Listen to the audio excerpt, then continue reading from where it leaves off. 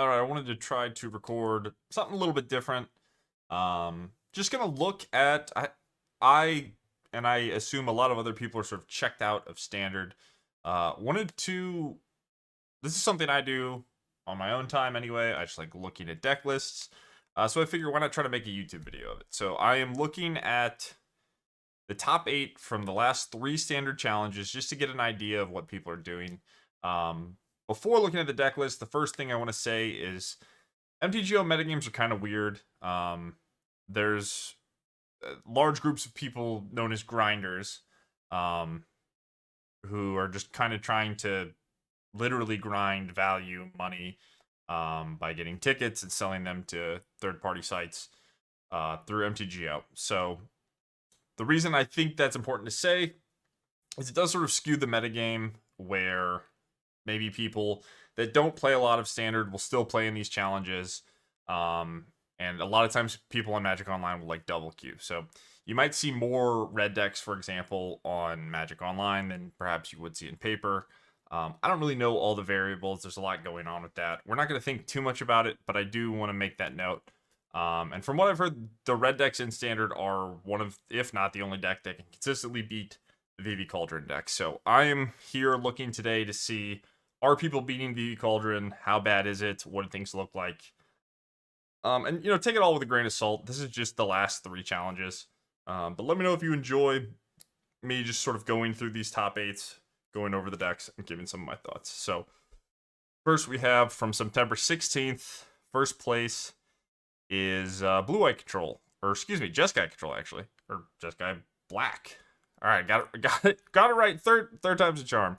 So this is Inevitable Defeat splashed in a Jeskai deck, mostly a flash deck with Mystical Teachings. This is a sweet one. I played this deck a little bit, wasn't super impressed, but it definitely seemed powerful. Nice to see it in first place. I don't have too many thoughts about it. It's really sweet. It's really fun. I strongly recommend anyone try it. If you haven't and you have the cards or access to them, whether arena or paper, it's a lot of fun. But I don't really have strong opinions. Do I think this is like a tier 1 deck? No, probably not. But we'll see. Maybe at one other events. So second place, we have VV Cauldron. Nothing too fancy. Some main deck torches. Tursa. Okay. So, as expected, there's VV going on. All right, so next we have Mono Red. This was a deck. A lot of people complained about how they banned Monstrous Rage and they banned Heartfire Hero, yada, yada, yada. This is actually Mono Red splashing blue for Scalding Viper. Do we have the God? None of the red God for the extra ping value. But yeah, this is just good against people that are casting a bunch of Winter Night Stories because you have Razorkin Needlehead. All around solid card, hard to block, just gets free damage. So yeah, this is what the red deck looks like if you're curious. Burnout Bastronaut is kind of an embarrassing card. I don't know if we could do better than this, but it seems like everyone plays it, so I assume it is good enough. Nothing too fancy. Yeah. 4 Magebane Lizards in the sideboard. Fourth place. Okay, cool. So this is black-white. So at the start of the format, a lot of people were playing Esper. It looks like people have concluded you're better off just being black-white. Checks out. Cosmogrand, Zenith, Elegy, Acolyte. Moto's not showing all the art. But really strong cards from the new set. So makes sense. Nothing too fancy. You get the Black Overlord. You can pick up your Pixie, pick up the Overlord, do it all again. 1 Tiny Bones. I think the first Tiny Bones has to be like worth playing. Like you don't really ever want to draw more than 1. But in the games where you do draw exactly the 1 and you get the full value out of it, it's great. So I guess I think I'm happy to see people are playing 1. That's all I'll really say about it. Kind of surprised by 1 Tragic Trajectory. But I guess if you just consider the metagame as like red creatures with haste and VV Cauldron stuff, maybe that's not the thing you need. So they have some other removal spells. Cool. That's nice to see. Happy to see that. Next, we have another sweet one. So this is Gearhulk plus Zenith. We actually have a video that came out for standard. Pretty similar deck to this, actually. I had heard a heirloom. This looks like it does not. But yeah, that's a card I would like to see people try in this deck. I think it fits really well because Sentinel's kind of a 4-drop. Zenith, you want to play a 1-drop the turn you play it. And then obviously Gearhulk is a 4-drop. Ouroboros gets to 4 power. Sentinel can get to 4 power. So I guess people have decided they want different things. Maybe it's not good in the set board configuration. But yeah, really happy to see the Green White deck. So far, the metagame looks pretty sweet. Okay, so I have some thoughts on this deck. Next, we have a Temur. Call it Railway Brawler. Really, it's a Battle Crier deck. Your goal is to Battle Crier with Devastating Onslaught, make a bunch of haste things, and one-shot your opponent. So this is the type of deck where I don't really like this being good in Standard. I have some concerns about, well, they're going to ban this, and then there's other problems. I just like these, I don't know how to describe them. These sort of combo decks that they kind of just try to do the same thing every time. There's not that much more to it. Sometimes you just like counter all their things or play a bunch of discard spells, removal spells, whatever it is. But yeah, when you think about how this deck works and what it accomplishes and all the things it does, it's scary to me, is I guess the note that I'm going to make about the future of Standard, this deck, some of the problems I have with 3-year Standard, enabling things like this to be more consistent, where you're cheating on mana, you're like hasting, you're doubling all your spells. I do think Temur Battlecry is kind of interesting card, but it's just another example of a thing that's sort of scary once you have all this interconnectivity. And I think Battlecryer and Onslaught are going to be in Standard together for a while. If you enjoy this deck, by all means, do it. I think this is for like the people that like show and tell, or just go at your opponent. Just like, I'm going to do a thing. Can you stop it? More power to you. All the haste is super relevant against things like Day of Judgment and whatnot. So interesting list. Not really the type of thing that I love being in Standard. But to be completely honest, I haven't played against it that much. And I have my biases, so this is probably fine. It is cool to see a deck like this. I think on paper, if you don't know how it functions, you look at it and you're like, oh, it's cool. It's like mid-range Temur stuff, but really you're just cheating. Just like Vivi Cauldron, you're just cheating a ton on mana and then one-shotting your opponent. So, it is what it is. Now we have, are we back to Jeskai Black? No, this looks like just regular Jeskai. So after playing the Jeskai Black deck, I wasn't convinced that the black was actually worth having. This has 4 Shikos. Kind of interesting that the Jeskai Black deck has 0 and this has 4, where there's not, like, neither of these players sort of met in the middle. So maybe the right number of Shikos is lesser. Maybe it's 2. Something to take note of and to consider when building these decks. I think this deck's sweet. I like this deck existing. I don't really have any complaints about this deck, to be honest. I think it's a cool control deck. I think there's plenty of different ways to sort of have counterplay for it. Yeah, cool. Big fan of Jeskai control. Nothing fancy to say here. All right, blue black. This was another one where it's like kind of scary to me.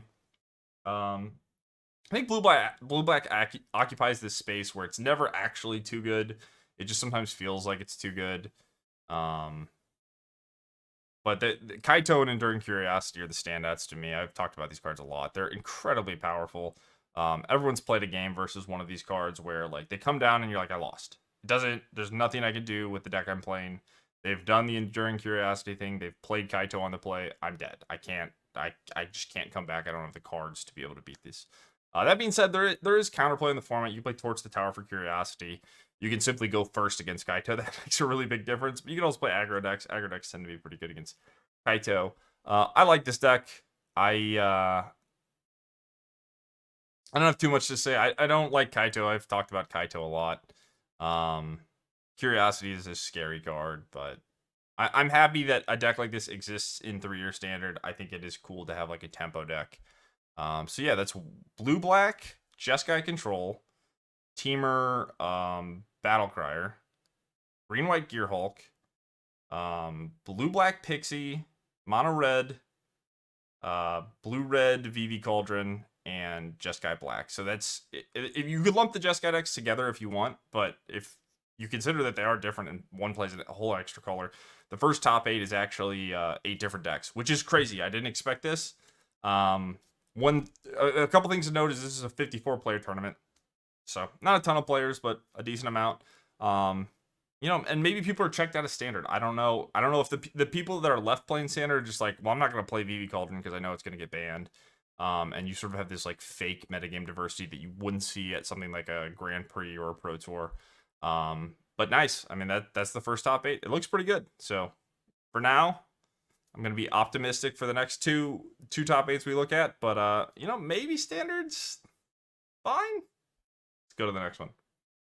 All right, we are here for the next top 8. And 37 players, so a lot less players. I don't really know the time of the day that these different events happened, but starting off, we have Mono Red Splashing Blue, Scalding Viper.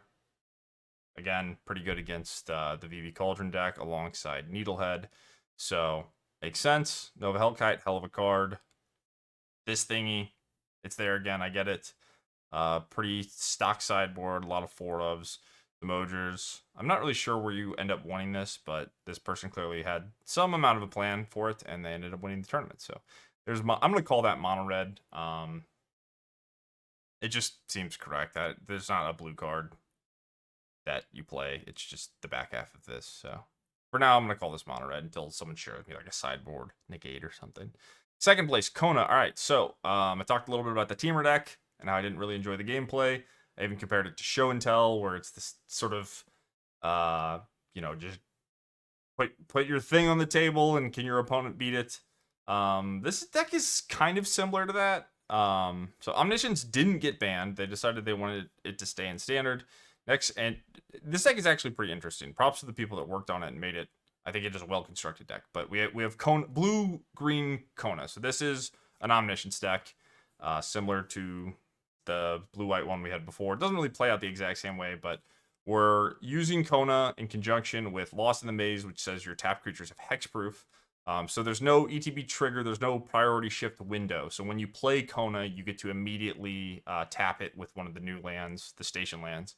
And then it has hexproof. Your opponent can't Doomblade it or whatever. So if they didn't counter it, you can just put in Omniscience, do all your stuff. So yeah, this is more of the thing that I kind of had a problem with of the teamer deck, where if you can't interact with it, your opponent just combo kills you. It's not particularly fun. It's not really what I enjoy in standard. I think that there are people on the play design team that think combo decks are cool and fun and good to exist. They know way more than I do about Magic and balance and design and what they think is important and what should exist and what players want. So I don't love combo decks being a big part of standard personally. Maybe at some point they identified that what's more important than gameplay is a diversity of play experiences. I think that is true. I think that is something that they believe. So, playing against Jeskai Control is very different than playing against Kona Combo. Maybe against Kona Combo, you just die on turn 4 twice, and you're like, that was way different than the 30-turn game I played against Jeskai Control. But yeah, it's just kind of non-interactive. It feels like an old modern deck, right? Where you're just casting your cantrips and then you Splinter Twin them whenever they blink. I think I point to Duskmourn and Bloomburrow a lot for things. I have a lot of problems with some of the designs in those sets. Kona's not really an exception. I think Kona's kind of just an unfun card, but they intentionally in design boosted its power level with some of the station cards they printed later. And with how long it takes for things to rotate out of standard, this isn't something I really personally enjoy. If you like it, I encourage you to have a difference of opinion on all these, especially since we're talking about a card game. It's not particularly serious either way. But yeah, I don't really like Omniscience. I loved Foundations at the start. I've sort of grown to like it less and less with time. It's just another deck that I don't really enjoy the gameplay of. Even if it is a part of a diverse metagame where there's a lot of different decks present. So that's me rambling again about things I personally don't like. I don't know if that's of any value to anyone, but I think having multiple perspectives can be useful when thinking about Magic, talking about Magic, thinking about formats. All right, we're back to Mono Red. Not much to say. So what do we have? Mono Red first, Mono Red third. Fourth place, Jeskai Black again. Cool. I mean, again, relatively diverse so far. Here's our one VV so far. 5th place, nothing too crazy. 6th place, Blue Black. All right. Yeah, nothing too fancy going on here. 7th place, Mono Red. So 3 Mono Red. So 8th place, Mono Red. So You could make the argument people just aren't playing Vivi. But this is 4 mono red in the top 8 and then 4 different decks. That's not that bad. I think that you can make the argument this is sort of a healthy metagame shift. Again, you know, there's certain variables affecting things. I'm just going to skim through to see if there's other VV decks in the top 16. This is a Gulta. So this is the different Kona deck. Yeah, this Cirama is one of the station cards I couldn't think of. But yeah, I don't really like the gameplay of the Kona decks. The red, yeah, there's people aren't playing VV. There's one in the top 16. Oculus deck cited, so that's cool. So I cheated. I was only gonna look at the top 8s, but I mean, doesn't look bad, at least if you're just counting Magic Online challenges. All right, final one. 32 players, so even smaller. Let's see what we got in first place. Mono Red. All right, Mono Red looks, based off the Magic Online results from the past, this is today. So it's the 19th. Mono Red's the deck. This is what people are playing on Magic Online. At the start of the video, I mentioned the sort of grinder mentality of like, when the red deck is good, it is appealing to grinders because you can double queue, the games are fast. The decisions could be relatively straightforward. At least the easy decisions are straightforward. The hard ones are still hard, but you can make relatively fast decisions where you're just optimizing your damage and your mana, playing to the board, etc., etc. So mono red again, Odra in the sideboard. There it is. And we have blue-white control this time. So this is the third different control deck we've seen. We've seen every deck is blue and white. So sometimes you add red, sometimes you add red and black. Consult the star charts. Incredible card. Not much to say here. Flash Freeze in the sideboard. Ride's End for Screaming Nemesis. Kind of nice. Yeah. Authority of the Council is also a pretty nice card against Nova Hellkite and the red decks in general. I could see how blue-white would have some appealing tools to fight against the red decks while still being able to use things like No More Lies against VV Cauldron. So, interesting. Control decks typically get better when a metagame solidifies. So maybe as these red decks come around, the control decks will sort of be able to optimize for them. And having white sideboard cards typically can be good. Okay, so mono red with the breaches. Sure. Why the hell not? Do we have a pirate? Just breaches because breaches. All right, it's a good card, but a little bit better when you have more pirates in your deck. I guess we got Soulstone Sanctuary. Sure. Nothing too fancy. I don't even know what this card does. Well, that's cool. Okay, sure. A red deck. Fourth place, blue-black. Pretty straightforward. See 3 Kaitos. Got it. Mono red again in 5th. And mono red again in 6th, 7th place, mono red, 8th place, mono red. So 1, 2, 3, 4, 5, 6 of this top 8 are mono red. So this is the challenge that happened today. There are 0 VV Cauldrons in the top 8. I believe there is 1 in each of these other ones. So that means at the top 8s, that's 24 deck slots in the top 8s. There's 2 VV Cauldron decks.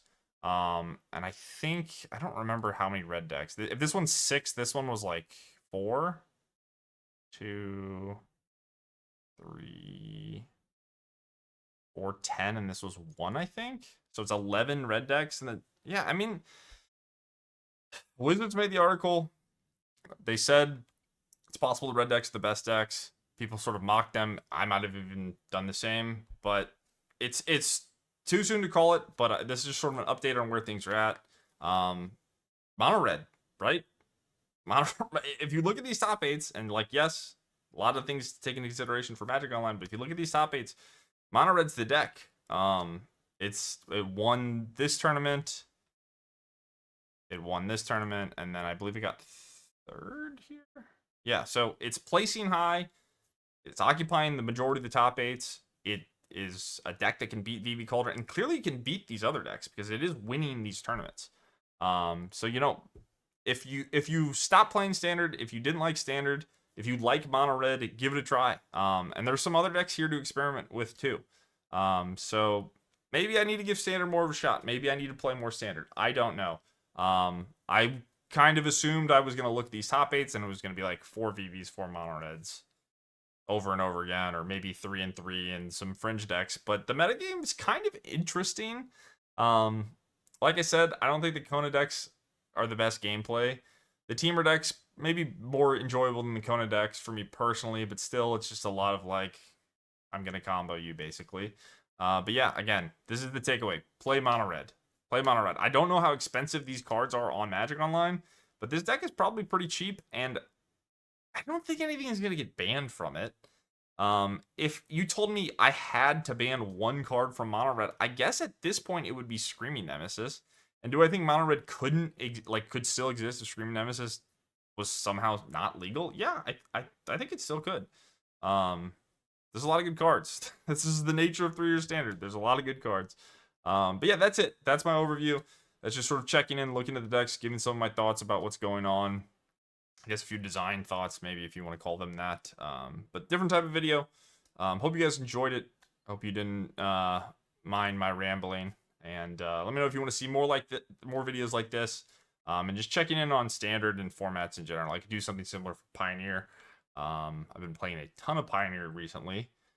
I have thoughts on the format, but it's interesting. Yeah, make sure to hit the subscribe button.